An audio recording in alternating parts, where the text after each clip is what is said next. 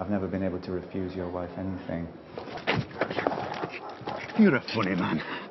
Huh? A very funny man. Ned Stark's known as the Lord of Winterfell, which is the northern section of the Seven Kingdoms. He's a loyal man, a very decisive man, especially loyal towards the king and his family. Ned's wife, Catelyn, and children. Don't get into trouble.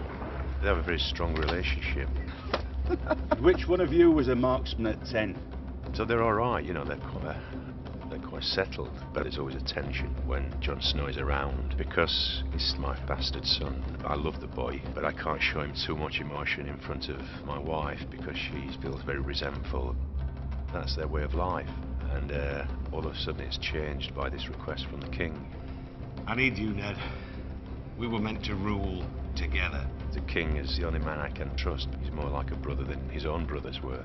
You're too fat for your armour. Is that how you speak to your king?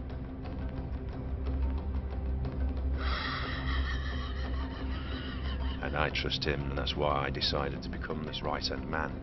It's quite heart-wrenching for Ned to leave his family. I have no choice. That's what men always say when honour calls. He loves his wife very dearly. He needs her. That's why he feels unsettled about leaving her behind. Half the family stay in Winterfell and half the family go down to King's Landing. Very disturbing kind of world.